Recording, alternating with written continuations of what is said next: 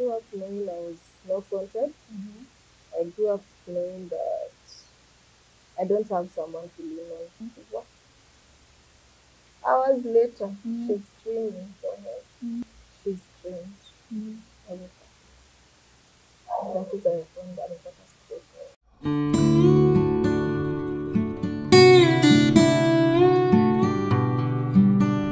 Hey lovely people, this is the SEMA YOTE show with me, your host Laura Chivone, and welcome again to yet another amazing episode. Here we talk about stories that inspire, educate, and motivate you. Before we listen to Elizabeth's story, I want to give you a minute to subscribe. Thank you for subscribing. Also follow us on our social media handles, TikTok and Instagram at SEMA YOTE. Subscribe, like, and share. Today we're listening to Elizabeth's story. Elizabeth posted a video on TikTok that went viral, has 2.4 million views that got our attention, and that is why we're here to listen to her story. So, welcome.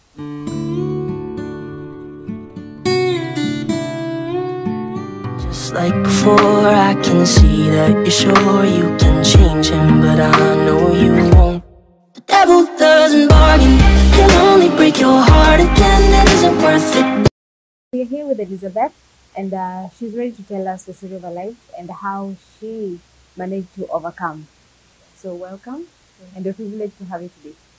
Happy to have you here. The pleasure is ours. So, you're a content creator, and this specific video gathered so many views. The first time I saw it was 1.8, but now it's 2.4 million. So, just tell us what made you post that video, and how did you feel when you saw that it was 2.4 million? I had done that weekend on Friday. I do rent out some shelves in town. I'd rented a shelf to a lady who hires gowns. So there were two gowns that were so pretty. I decided to do a photo shoot with. And after doing a photo shoot, the pictures were sent. I thought of doing creating a content video of my glow up. Okay. So I went and took the album. I was looking for at least a photo I could compare and do a video. A comparison video from when I was small to now the glow up of the beautiful pictures I've just taken. Then when I was now going through the pictures, trying to get a picture to use, I noticed the photos. I had never looked at these photos before in a keen way. So I noticed how my mother would not hold me in the pictures. So, tell us, who is Elizabeth? And yes, just talk to us and tell us what you do, who are you? So I'm Elizabeth, my happy Jenga, a mother of three, which is my main title. I'm a mother, and I'm married. And then I also do business in town, in Nairobi. I have a shop there at Nangala Street, RNG Plaza. And I mainly specialize in selling display solutions for people, the mannequins, hangers, and I also sublet shelves for online sellers, and they stock their goods there, and we handle their clients for them, do parceling, and apart from that, I also am into creating content at TikTok, at Facebook. Yeah, so follow TikTok. My page is Elizabeth Business One, and I create content that help people and also market my business there. Yeah, so that is what has brought us here because of the TikTok video that went viral. Yeah. That is when we came to know about you. Yes. And you seem to be doing a lot of things. That is good. Yeah. Tell us, how was it like growing up as a child? Growing up as a child, I grew up knowing that I was not meant to be here. Yeah, so from a very young age, my mother let me know that she wanted to abort me, that even when she decided to keep my pregnancy after giving birth to me, she decided to abandon me in the village and told my grandparents to grow me if they're not willing to take care of me. And she came back to Nairobi. So I grew up knowing I was not wanted. I grew up knowing that I don't have someone to lean on in this world. Yeah, she would make me know that with her words that I was not supposed to be here. Okay, what about your school life, primary? Like, how was it? So primary school, I was at a young age when my mother was not forced to take me. I went to school here in there's a village called here Banana. Okay. So I did study there, the lower primary, PP1, PP2. Yeah, then after 2 years, my grandmother was saddened by the situation of how I used to live because I was all alone most of all the nights. And being a child with no protection of her parents at night, I think it touched her. And then she came back for me. So class 1 and 2, I studied in the village, a primary school there. And then my mother now decided to take me again and to take me to a private school around this area, which would help me now go to a boarding school and study there. Okay, so you talked about like she wanted to like give you away or maybe abort you. Did she tell you that? Was she she the one who told told me, you yeah, you yeah, took it from another person? she's the one who told me. At how old were you when she told you that? She told me she started telling me from a young age. So maybe by 2 years I knew it. I knew about it. Even in my adulthood, when I had babies, she still continued to talk about her abortion plans. She still made it. She still like was in denial. Where did I go through with the pregnancy? She was still wishing, even when I had 2 kids, she was still wishing to tell people. I wish I had just aborted. Yeah. So my side to her was she always went back to that time she wanted to abort, and she really regretted never going through it. Okay, did she maybe tell you the reason why she wanted to do that? Or maybe she got you at a younger age or something? Or what was the reason behind not wanting you? Did she ever tell you anything concerning Okay. that? She didn't tell me exactly why, but she told me the reason why she decided to keep it. She was told by the lady who persuaded her not to. She told her like I could be the only fertile egg, and maybe later in life she may decide she may change her mind about children. She didn't like the responsibilities of having a child because she came from a big family. There were 9. Being the second born, she had seen the amount of energy you need to put to raise children, and she was not willing to put out that energy. And the resources she had seen her parents spending on children. Being a second born, she had seen all the struggles the mother had to take up every time she gave birth. Yeah, so she was not ready for that responsibility.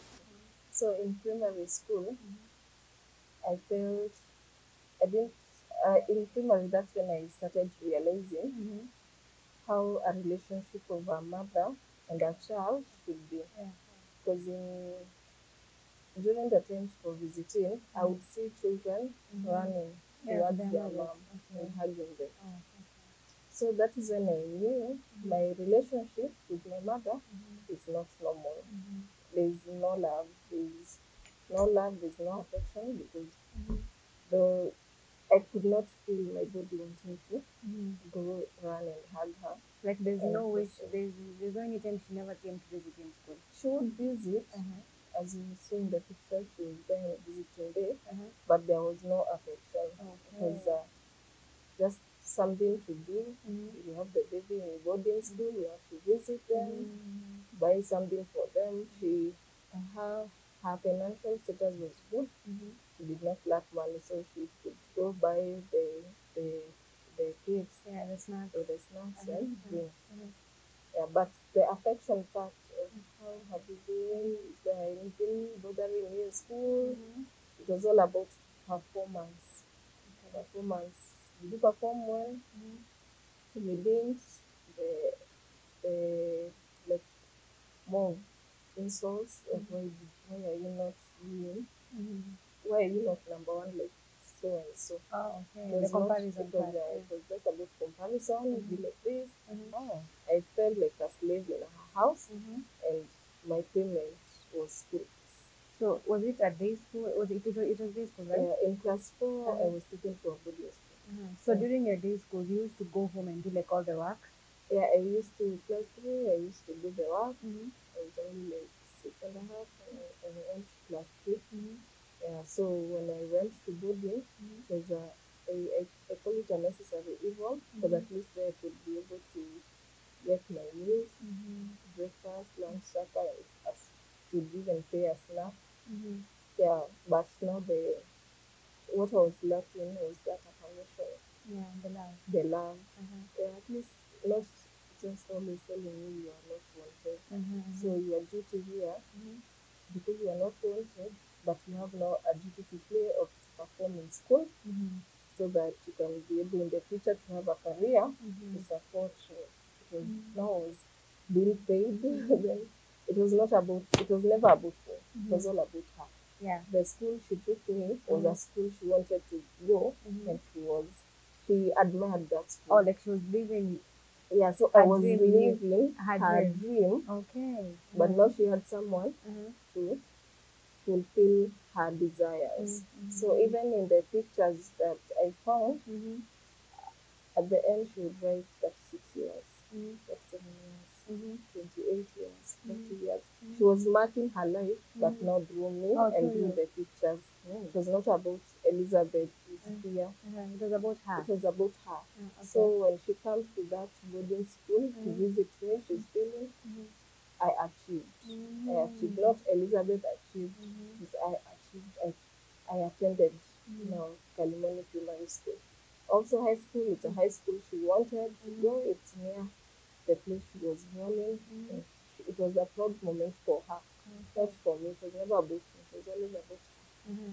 Yeah, so when I was 10 years old, I was just tired of living. I wrote a suicide letter.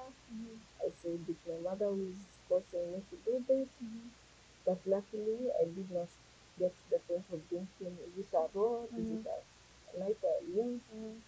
Maybe I watched a comedy and forgot about it.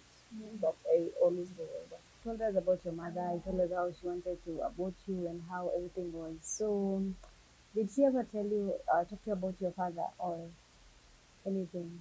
Did you ever know that your father existed? Yeah. And so she told me about my dad. He's a business person in Nairobi. He has told me maybe he works in the market. There's a time he was working in CPD, but I don't have any contact with him. I just know his name. He's called Samuel Masharia. Okay. Yeah, and the picture I have. But before my grandmother passed on, a month before, the last time we were in contact with her, she told me my dad did not abandon me. It's my mother who took me from not the home they used to stay, and went back to the village with me. So for him, it was not like I don't want this child. He didn't pressure my mother into the decision to abandon me. Okay.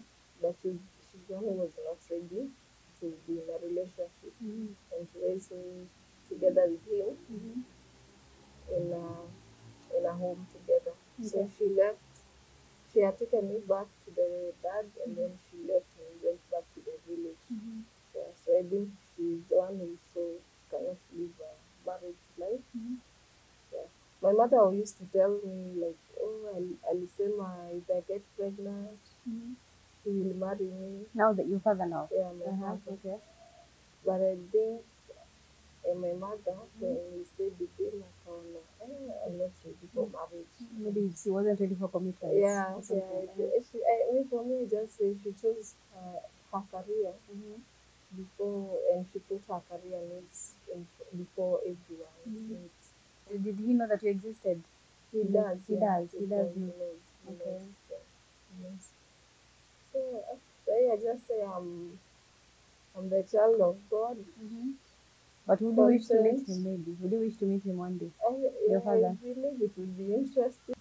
Just for curiosity. Yeah, you Like, want to who know. is my father? Yeah, because I know he's alive. I see people mourning when their fathers are dead, and I see daughters mourning their fathers, yeah. and then coming to a realization that I will never mourn my father. And you know he's alive. It's very hurting. I think everybody needs to have that relationship with their dad. It's important, especially if they are alive and you are alive too. Yeah, so I feel like it's I miss that. You miss Right? that, yeah. So if you just prefer me to not to have a relationship with anyone. So even the previous times you mentioned, like, oh, you loved my grandmother passed on also 10 years ago. Like, you loved your grandmother more than you loved me. That's what she said. Yeah. So she was not happy to see me in any form of relationship. Yeah. Oh, okay, that's good. So taking me from my dad was one way of taking away my right to have a relationship with a dad. That's sad. Okay, take us back to your college life. Now that you're a grown up, and now you've experienced all these things when you're young. So how was it? So college, I went to Masinde Muliro University in Kakamega. Now this was the first time I was very, very far away from home, from Banana to Kakamega.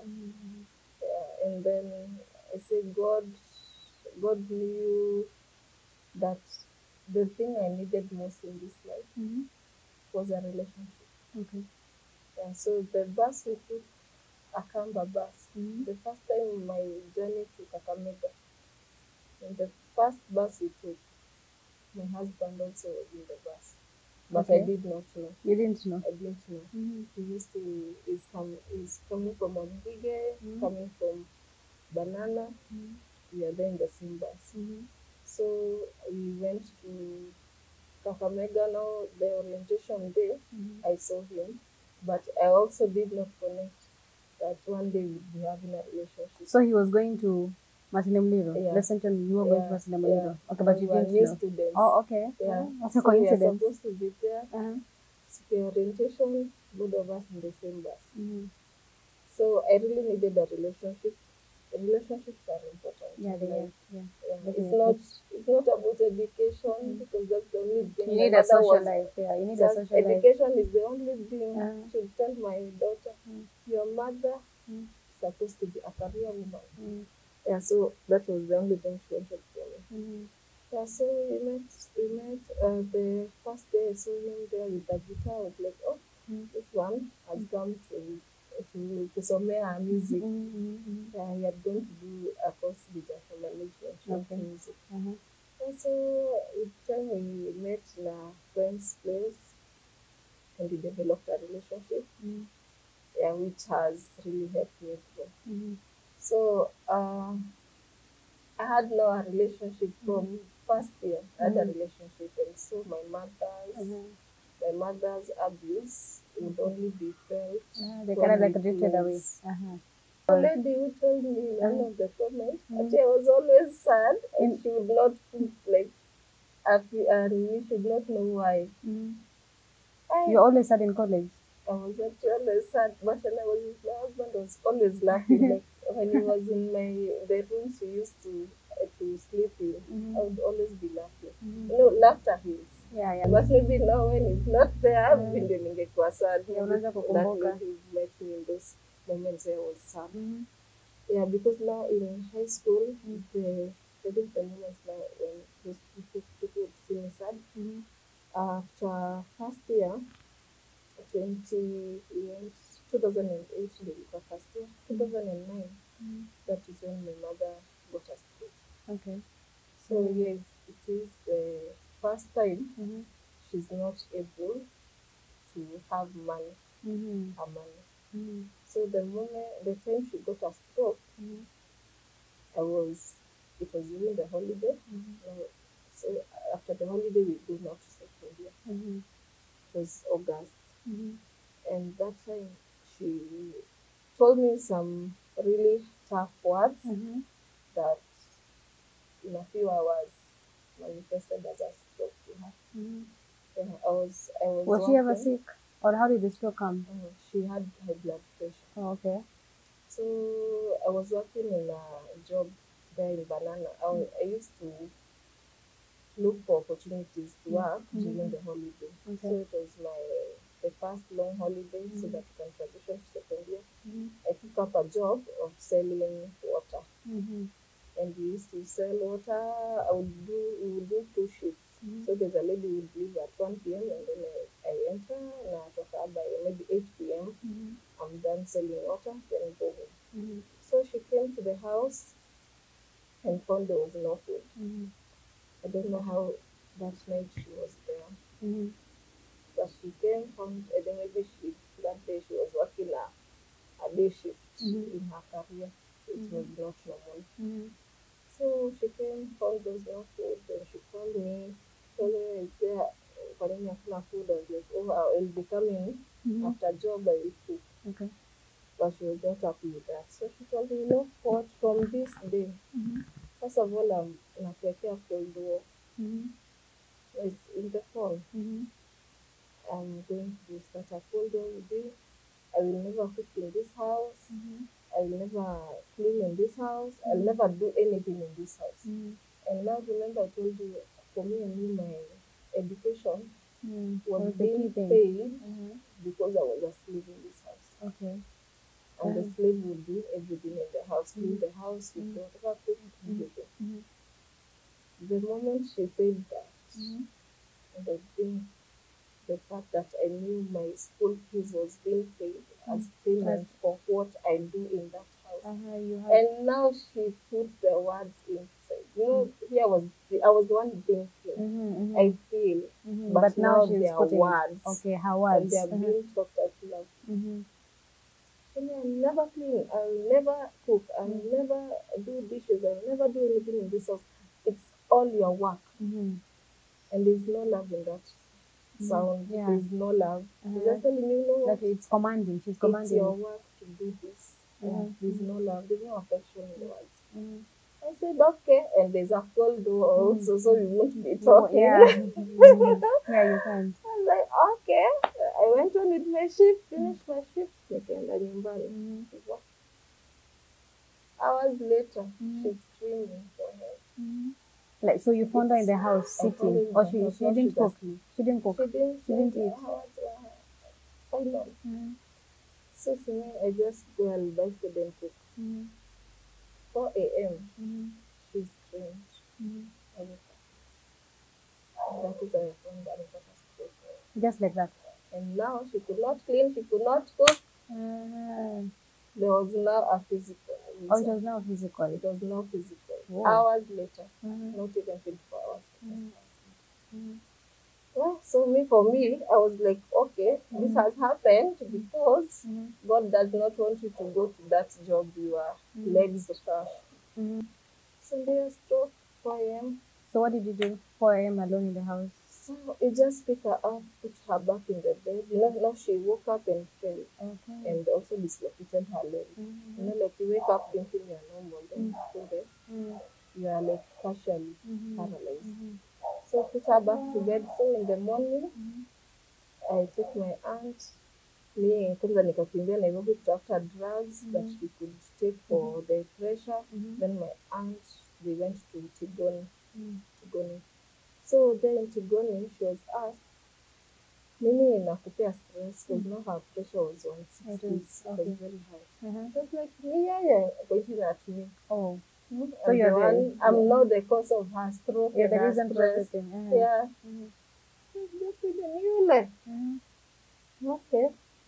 Yes, she was admitted in hospital. Pale ile kazi sio siwezi endelea because I need to visit her every day. So how did you feel when she said that you were the reason for her stress? So I was not shocked. And were you what type of a child were you? Were you that disobedient? No, were you rude? I was not.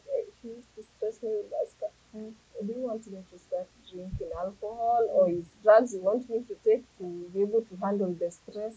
She was just stressing me daily. And so when after high school, actually high school I was taking painkillers. Yeah. So it came to a point after high school, after now we are finished high school, Kirk Franklin was holding a concert in Kenya. Oh, okay. And I went there with a friend, the only friend I had in Banana.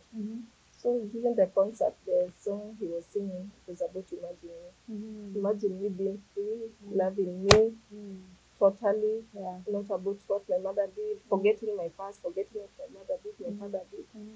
Just speaking those words, I was healed from the migraines. And from that concert, I never suffered migraines again. Oh, just listening to that song. Just listening to that song, reciting words are powerful. Reciting it when you believe them also. So it just freed my head from all the things I've gone through. So I totally nitoka hiyo concert kama nimepona kichwa. So now this time I'm staying with her, na sina painkillers to numb my pain. So I'm asking her, do you want me to take alcohol? Is it drugs you want me to take? Na pale high school I survived with drugs. Yeah, you survived with drugs. Sasa hapa sina kitu ya kusurvive nayo. So it's just the word of God. So what I did after SEMA hivyo, we continued to hospitali, mimi naenda na mtembelea lunch hours. So for me I thought, if this lady apate tu counseling, uko sasa kwa hospitali, hakuna mahali anaenda, ako admitted, and these people were saying they can't release mpaka pressure yake irudi kawaida. If only she can get a counselor to help her. So I was always thinking she can change. Anyway, my aunt told me, your mother can never change. I cried. I was just walking there in the hospital, just crying. Because I was like, I was not believing she can change. She can change, So I've been praying for 4 years for her to change. But she never changed. She never changed. No, dear, he is her sister, the one who had followed her, the third one in the family, telling me she can never change. So how amekaa naye from mtoto. She was always at that. What was the relationship between her and her sisters? Them growing up, did she pass through maybe depression? Was she treated badly? Maybe that's why she's maybe reciprocating the. For her, I would say she just chose to look at people in a negative way. Never saw any positive thing in relationships. Was there a reason why she did that? Maybe her sister could say the only thing she ever told me is like, she saw at watoto wengine kuzaliwa, the bread is becoming smaller. The bread? So she was jealous? She was jealous. Oh, okay. So she was always jealous of the relatives. So she said, amkata kadamu kadogo. Like, I think she just loved food too much. And so she developed a thing for, that she wanted just to have, to be alone. And everything is mine. Oh, okay. So having a child, you have to share. To share. And it's not in her to share. So when it came to food, sometimes she would hide food in her bedroom. For you? From me. From you? The child? Maybe she would get a pizza. She would hide it in the bedroom. So unaona tu mtu akikula pizza na hujaiona imefichwa bedroom. Na mtu anakula apple, zile vitu anajua hizi ni mzuri, anaficha huko. Na mtu anakula apple. Wow. And you could cook meal like normal food. My aunt alinifunza kupika class when I was in class 6. She taught me how to cook. No, before that, in class 4, she'd only give me 10 bob and then I buy chapati. This is sitting there no longer. I was underfed. Nikika naye, I would cry because of hunger. Mtu amelala pale, nifunza. Unakuwa tu 10 bob, wende ukule chapo moja. I'm a growing child. You need to eat. Mtoto wangu anararua chapati 5. And you are surviving with one. I'm surviving with one. So nilo ngoja hadi body nimfungue, at least utaenda ukule. But kwa nyumba you are starving. And it's not like she didn't have money. Si atiana. So ile maybe the most ningepo nika 25 bob I go buy mkimo. But most of the time nilikuwa 10 bob naenda nikule. Naenda na buy chapo. Nilikuwa nachoka chai. So cook chapati. But the hunger. Sasa hii hata nikikula chapati si bangi. I need food. Yeah, you need more. Kwangu ni snack. Okay, so take us through there now after campus. So after campus, nilitoka na mtoto my first born. Because we had just finished the exams. My husband told me, "Rudi kwanza kwa mom." Then when he has stabilized, apate kazi and whatever, and has a house, and you see kwa mamake, then we can move in together. Okay. I was like, okay. So before I went back to my mother, I dreamt nikadream amenihug. Ilibidi ningekuja kwa ndoto kwanza, because this was not normal. But it happened. Tulirudi, he even paid for the taxi to take us up to kwa nyumba yake. He hugged me. Oh, Yeah. for the first time? Yeah. Wow. As in, I didn't feel the Holy Spirit. Was she okay? She was okay. She was fine. She had missed you, maybe. Or maybe because of the She child. had told me before, she had told me, the previous year, she had told me, Mimi stucky grandchildren. I don't want grandchildren. When I was pregnant. Okay. And she says, oh, I'm not feeling home when I was pregnant. I don't want to be a grandmother. But Okay. I see when we went now with my baby, She was he happy. hugged me. Just the Holy Spirit working. Because I needed a house, I needed to go Stakaka Kamega. And that was the only place you could go to at the moment. Yeah, it was my place before I transitioned. If he has a husband and all. Was struggling and kind of issue. It didn't last long. Okay, so Elizabeth, you told us like how your mother treated you and how it was tough growing up. And now that you're a mother, of course, you will have those memories of how you're being treated. So how you doing it different to you as a mother, raising your kid with that love, affection, it's not all about, masomo, there's more to education. So how are you raising your kids? I try to treat my kids better. The first thing is giving them time.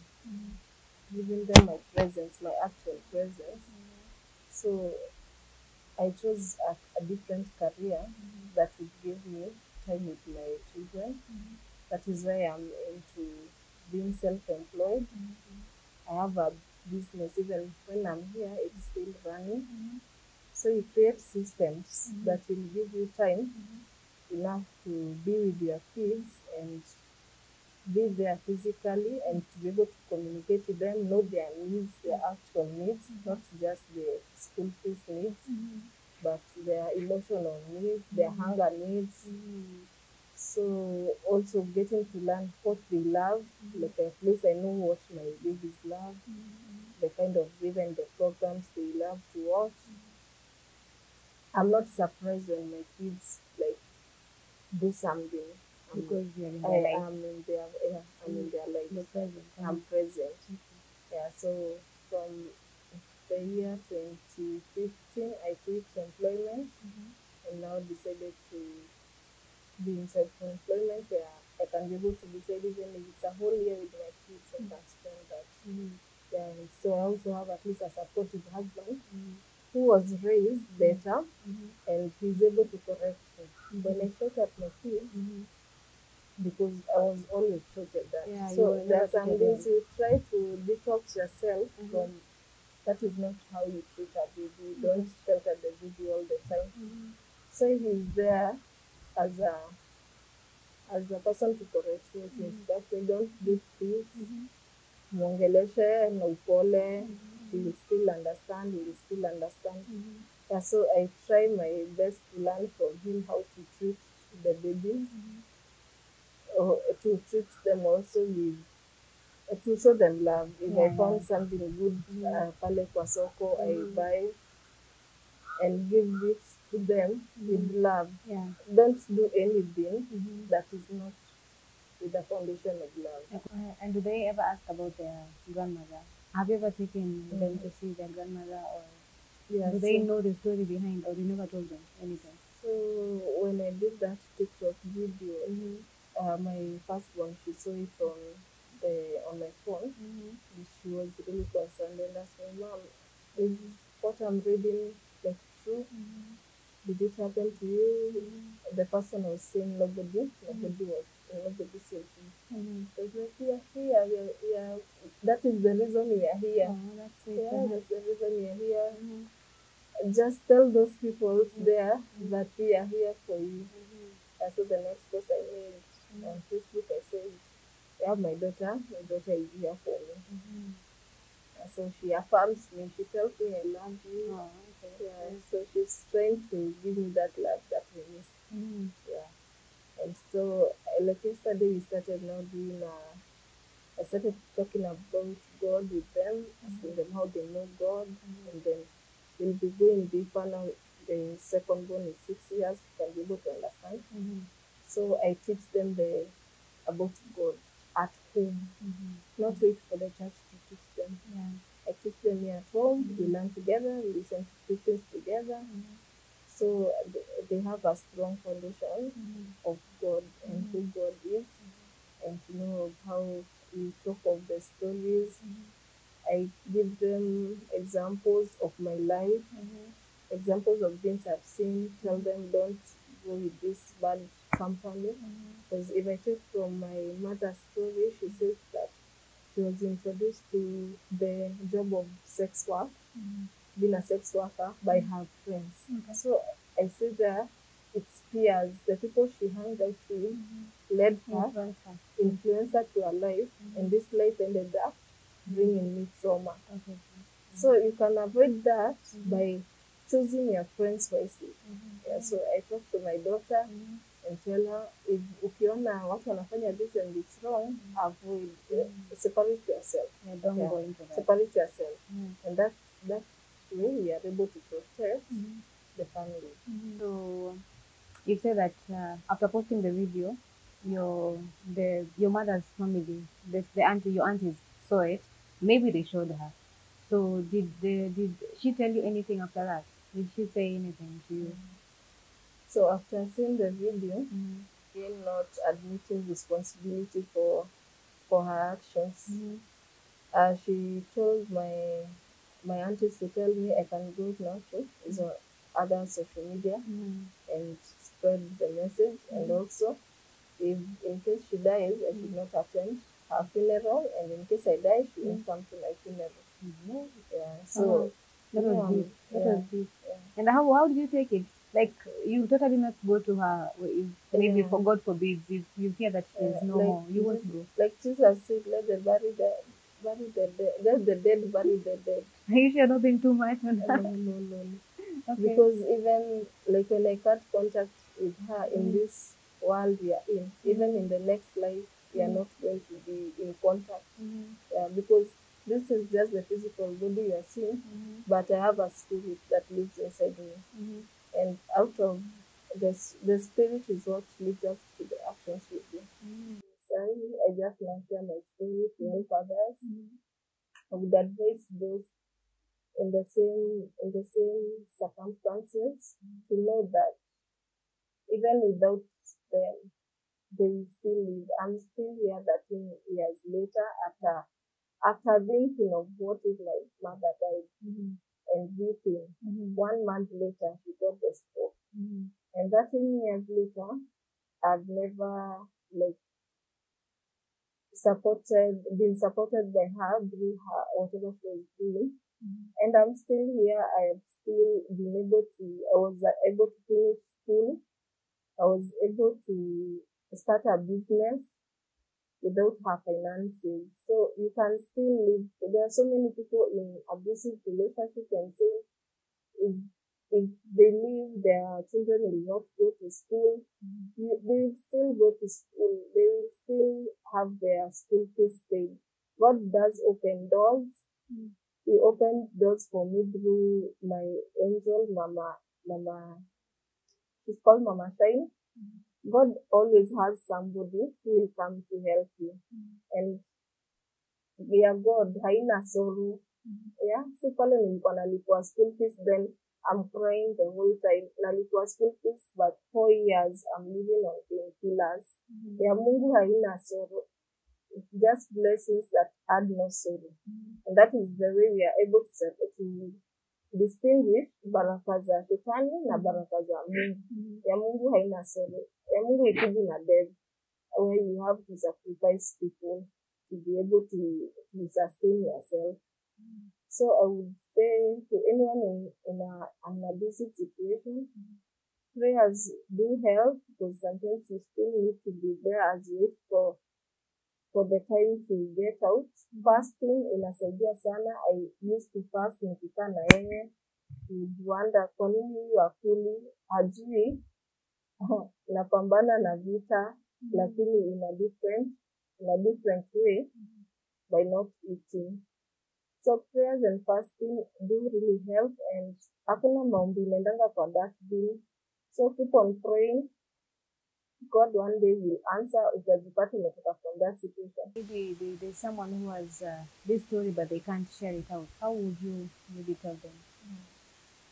If you have a similar story and you're looking for a safe place to share, definitely I would not advise for the social media, because for some people they are very fragile. You'll get shamed. The people that know you will come and abuse you and show that you are lying. My account on Facebook, you can reach out. My name at Facebook is Elizabeth Wadamis. On my WhatsApp, you can also reach out to me. It's 0710 639 533. You can share with me what you're going through, talking it out, and knowing you're in a safe place where nobody is going to judge you. It's easy. Yeah, so I would not advise everyone to take the route that I took. It's not for everybody, but you have to be very strong to go there and share in the social media. But I would advise you to reach out to somebody who will not judge you, who will not enable the abuser. Yeah. I started my business online. Yeah, I started by the business that opened up doors for me is selling display items, mannequins, hangers. So I have a page, free delivery for dummies and hangers, on Facebook.